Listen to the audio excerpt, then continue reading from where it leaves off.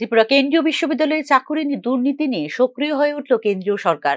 ইতিমধ্যে শিক্ষা মন্ত্রকে ডেকে পাঠানো হয়েছে বিশ্ববিদ্যালয়ের উপাচার্যকে। ত্রিপুরা বিশ্ববিদ্যালয় থেকে অন্য আধিকারিকদেরও তলব করা হয়েছে নয়াদিল্লিতে। চাকুরি ও শিক্ষা সংক্রান্ত দুর্নীতির জেরে এই তলব বলে জানিয়েছেন বিশ্ববিদ্যালয়ের একাংশ কর্মী আধিকারিক। এই দুর্নীতির কারণে কেন্দ্রীয় সরকারের সুনাম নষ্ট হচ্ছে গোটা দেশে। এই সকল দুর্নীতির খেসারত দিচ্ছেন রাজ্যের হাজারো ছাত্রছাত্রী এবং রাজ্যের মেধাবান যুবক যুবতীরা। এবার শিক্ষা ও নিয়োগ দুর্নীতি নিয়ে তদন্ত করতে রাজ্যে আসছে কেন্দ্রীয় সরকারের বিশেষ টিম। তবে এর আগে প্রমাণ লোপাটের চেষ্টা চলছে বলে জানিয়েছেন বিশ্ববিদ্যালয়ের একাংশ নিষ্ঠাবান কর্মীরা।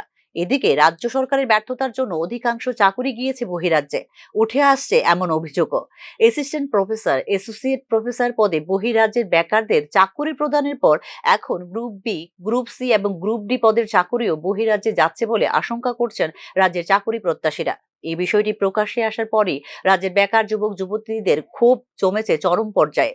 যদিও বেকারদের চাপে গত সোমবার গ্রুপ বি, গ্রুপ সি এবং গ্রুপ ডি পদের জন্য আরো একবার স্কিল টেস্ট নিয়েছিল বিশ্ববিদ্যালয় কর্তৃপক্ষ, তাতেও কিছু লাভ হয়নি। উল্টো বহিরাজ্য এবং রাজ্যের একাংশ নেতা, মন্ত্রী, আমলা এবং তাদের পরিবারের সদস্যদের জন্য ত্রিপুরা কেন্দ্রীয় বিশ্ববিদ্যালয়ে চাকুরির সুযোগ নিচ্ছেন বলে অভিযোগ চাকুরি প্রত্যাশীদের। ফলে উপকৃত হচ্ছে মেধা। Assistant professor, associate professor, engineer, section officer, senior assistant, senior technical assistant, manager, অতিথি শিক্ষক সহ অন্য পদে এইভাবে চাকুরি হয়েছে বলে গুঞ্জন গোটা বিশ্ববিদ্যালয়ে। অ্যাসিস্ট্যান্ট রেজিস্ট্রার চাকুরিও যাচ্ছে প্রভাবশালীদের পরিবারে বলে অভিযোগ চাকুরি প্রত্যাশীদের। এখন এই মন্ত্রী, আমলা, বিধায়করাই তাদের পরিবারের সদস্যদের চাকরি রক্ষায় উপাচার্য সহ বিশ্ববিদ্যালয় কর্তৃপক্ষের পাশে এসে দাঁড়িয়েছে বলে নিউজ নাওকে জানিয়েছে বিশ্ববিদ্যালয়ের একাংশ কর্মী আধিকারিক। ফলে বিশ্ববিদ্যালয় কর্তৃপক্ষের বিরুদ্ধে পদক্ষেপের আশা ক্ষীণ বলে মনে করছেন তারা। এর আগেও প্রায় 10 কোটি টাকার ই-বুক দুর্নীতির অভিযোগ উঠেছিল ত্রিপুরা বিশ্ববিদ্যালয়ে। অভিযোগ এখন আবার একই কায়দায় assistant LDC, Hindi typist, laboratory attendant, laboratory assistant পদেও তৈরি হয়ে গিয়েছে চাকুরি প্রদানের রূপরেখা, যার উজ্জ্বল নিদর্শন হলো ল্যাবরেটরি অ্যাটেন্ডেন্ট পদের নিয়োগ পরীক্ষা। গত 15 ফেব্রুয়ারি এই পদের জন্য লিখিত পরীক্ষা হয়। এই পর্যন্ত সবই ঠিক ছিল। তবে লিখিত পরীক্ষার ফলাফল দুবার প্রকাশের পরও এর পেছনে মূল উদ্দেশ্য নিয়ে নানা প্রশ্ন ওঠে, যা ভূভারতে ব্যতিক্রম। ত্রিপুরা বিশ্ববিদ্যালয় কর্তৃপক্ষের একটি বিজ্ঞপ্তি ঘিরেও আরো স্পষ্ট হয়ে উঠেছে চাকুরি দুর্নীতি বিষয়টি।